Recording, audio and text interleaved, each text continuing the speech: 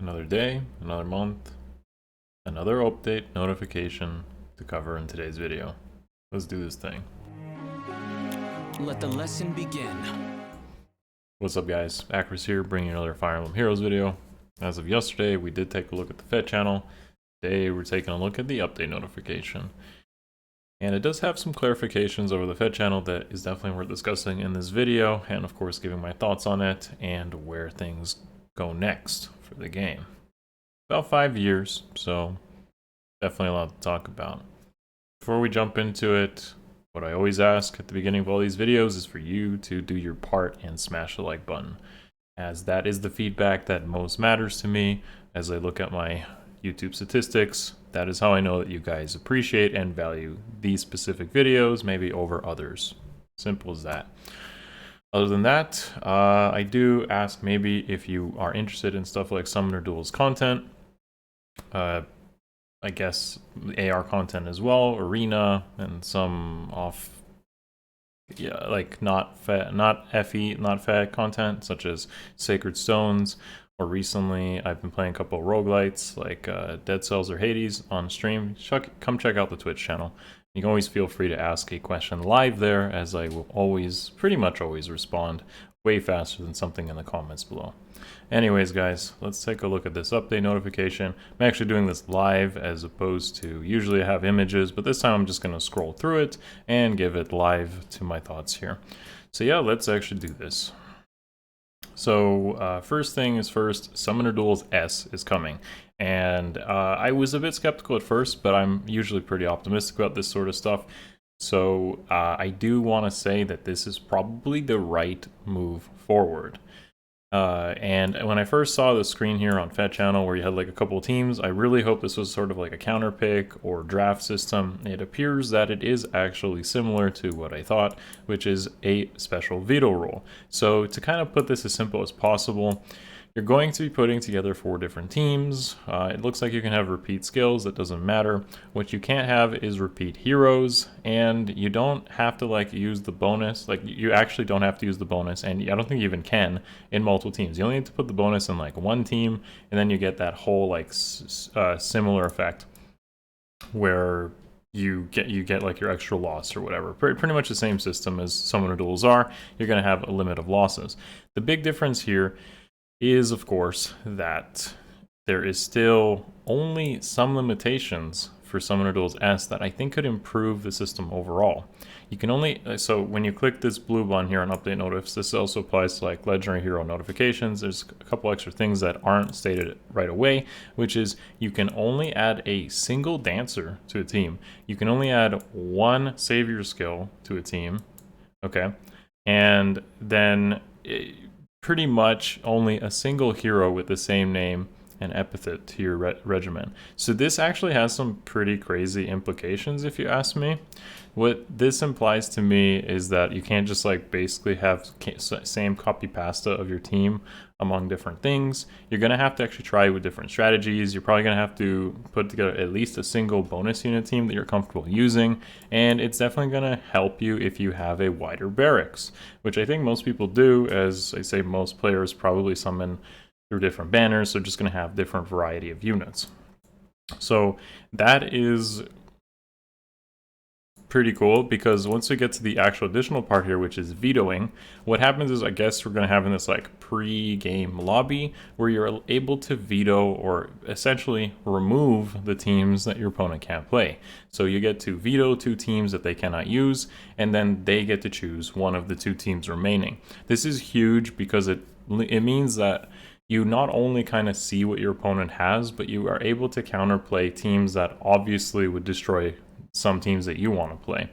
So it's much better than the rock, paper, scissors random aspect of matchmaking that's associated with Summoner Duels are. And one of my biggest complaints with Summoner Duels are is that you pretty much can just run into a complete counterpick type of team. So for example, if your biggest nuker, let's say Ninja Korin like me, runs into like a far save with deflect missile, I'm gonna have some trouble breaking through that if I lean solely on that. But like in contrast, let's say I'm using Regan as my biggest nuker, and I run into a team that's running even pulse tie and maybe a near save that she can't bust through, then that's pretty much like, oh, that sucks. Like, do I pick Regan sometimes? Do I pick Corrin? One is better than the other. Do I use both of them? But then I have to give up like a Far Save, or do I give up a Dancer? So it's like a lot of this really intricacies that I do like about Summoner Duels are, and there's a lot of like counterplay and meta with it, but the problem has always been, is this comp gonna beat most players that run their comps? So if I see too much deflect magic,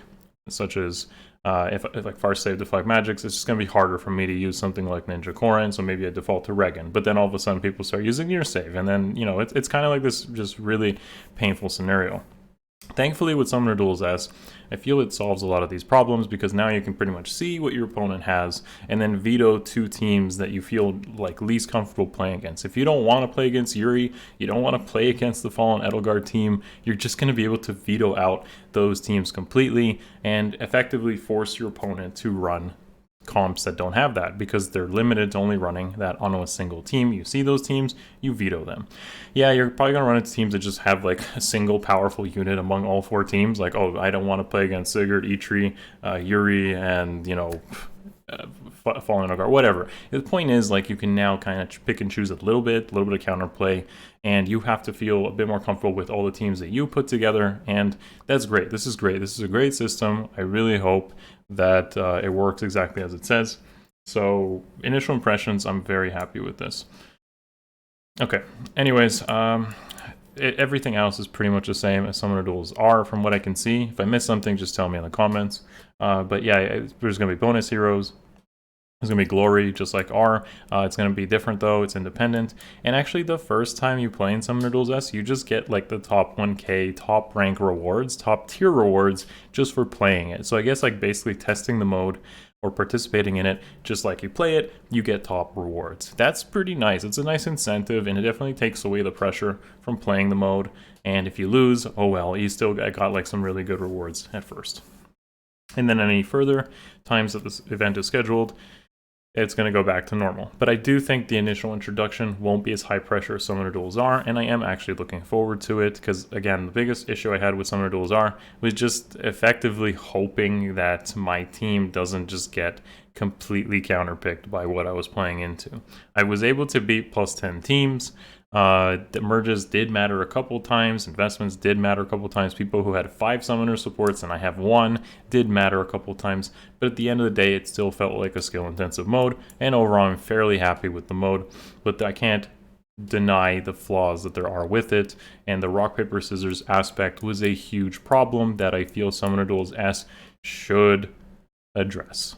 Alright, so happy to see that, really I am. Let's move on though. Update to summoning events here. Basically, this is just reiterating on the 4-star special hero rate, which will be applied to special hero reruns, I guess. So, yeah. What I mentioned in the Fed channel analysis is that this is just going to increase the rate of just getting a random 5-star out of these banners. When you just free summon, you're just likely to just get something free and something nice, maybe. I mean, some of the older stuff doesn't really have that great fodder, but I do think it's just a nice little, yay, here's something nice, better than another Ray at the end of the day. Not much more to say to that. Obviously, yesterday I just talked about it there, so here we are. Anyways, again, remixes. We already know that Hrid and Air are getting their remixes and more fodder for those who just want more fodder. So if you had Hrid lying around, he now has Menace on his C skill, but it also synergizes with his weapon even before he gets that refine, and Freezing Seal 2 now splashes pretty much guard on the enemy team. So hits the lowest res and then splashes it. Kind of similar to a Loki effect, but I think Loki had a different condition. I don't remember what it was. I think it was speed or HP. Correct me if you want to. Anyways, Air now has better fodder in the form of attack res unity, which I think was on Winter Ultina. I know it's on Winter Ultina, but I don't know who else had it, so if Air has it now, then this is great to just have better fodder overall. I don't think she uses it too well. I know attack and res are fairly high on her, but by today's standards, she's not really going to be the highest attack or res unit without major investment, so she's personally not going to use this too well, I don't think, unless it's like Fire School Week. Second here is the upgrade to Sparkling Boost, which I do actually think is pretty good, as now it restores 20 HP per turn to like long distance, same as Sparkling Boost 1, long distance 20 HP, and then additionally, any ally who's in combat just gets an additional 5 res in combat, as she already provides a visible 5 res off of her blessing, and then in combat 5 res, that's pretty good, that's like 10 res. If you just happen to have 2 airs, then this is like giving your allies 20 res just off of like having 2 copies on your team, which should make your team fairly anti-magic. Like, it's gonna be a pretty big deal if you ask me. Next up is the hero's journey stuff, so that's cute, I guess.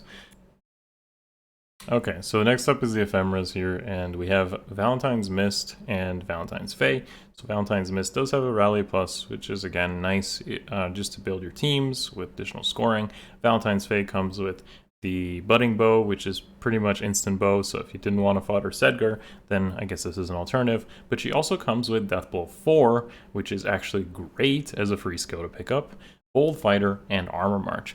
As I guess we're approaching the 5th year now, this means that we're going to just start getting really nice freebies in the Ephemeras, such as Valentine's Faye giving us level 4 skills for free as long as you play in that month. So that's great. Like, that's really good if you ask me. I think this is the first case of an Ephemera giving us a level 4 skill, Deathblow 4, from Valentine's Faye, which is pretty awesome. Okay, next up is our weapon refineries, which, as you can see, we have quite a few. Most of these were expected, of course, such as Hrid and Air. I believe winner Ephraim was the next seasonal, Jamke the next GHB, and ADrift Camilla to round out the ADrift Heroes from Corrin. So I will be covering all these in the future weapon refine video. It's going to be quite a bit to look at, but I actually have quite a few of these. I think I actually have all of these units except Hrid in my barracks. So this is definitely a case where I can actually use and test most of these, and I used to have Hrid, but I foddered him, so I kind of feel bad about that. But I do actually have everyone here, so I can put them to good test, and a lot of these are actually core or have been core in the past. Or not a lot, but I've used Air quite a bit, and Jamke very, very often in the past. So I'm actually kind of looking forward to this batch of weapon refines and see where they lead. As always, I'm going to drop in that I'm really hoping for healer refines at some point, Reinhardt's refine, or dancer refines. I just feel like IS is going to have like just a boring month or something in the middle of the year and just like press in case of emergency, let's create some discussion and hype, and Reinhardt gets his refine. That's what's going to happen, I feel. Same idea maybe for dancers and healers. Maybe less exciting for healers, but definitely for dancers or Reinhardt, you could definitely bring up some hype there. Okay, Bright Shrine upgraded, cool. What is very, very interesting is new maps are finally here after how many years? Like 3 or 4 years of Ether raids, so we finally have new maps. And if you actually look at the in-game notification, you'll see that there was a clause that said new maps would be bought with Ether Stones. So if you don't have any, maybe consider stocking up, if that's true. I don't know if that's going to be changed. Anyways, Yonder Strike update, who cares? Heroic Grails, Yenfei, Ignatz, and Kai'Sa are now added to Grails because we had, I believe, 3 freebies during December. So, yep, that's pretty good. Yenfei especially. Ignatz isn't too bad. And I did cover Heroic Grail units about a week ago. So these ones are solid additions. Favor duels. Favor from Summoner Duels OG is now going up to 1600. I think this is what they're going to consistently do, maybe. Just increase the max limit by 100 every single update. So by the end of the year, we'll be in the mid-2000s, I guess. And that is definitely a grind for most players, I'd say. It's, I guess, a casual kind of approach to playing it. You don't have to burn it out, and the rewards are decent, I guess. Hero limit is being upgraded from 7,000 to 8,000, so those of you with a big barracks are now going to be able to get even more feathers from all your units. I have plenty to catch up there. We'll see how that turns out.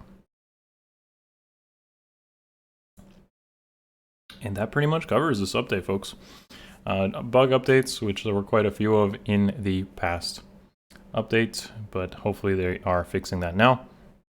But yeah, that basically covers my thoughts on the update notification, and I'm really looking forward to doing some more theory crafting with the new maps. I do have a couple of new tools to play with. A lot of people have asked me about Bridal Catria, for example, so probably will cover some defense thoughts and theories video coming soon after we look at the new stuff as well, such as the update notif, and of course just defense. I think I haven't talked about in quite a while on the channel, so I think it's time for an update and my thoughts on it overall. I wish you guys luck in whatever it is you're enjoying with Heroes. Another mention for Hero Rises. If you're not voting green, I highly would recommend you do, for a really good banner. I'm not that invested in it personally, as I don't really have the orbs saved for it anymore, but if you do want a really good banner, green is the way to go for Hero Rises. That's my last mention for today.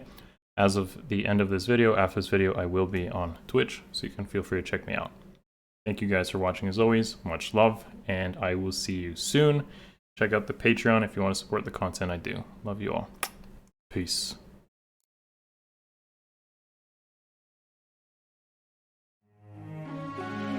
It's over.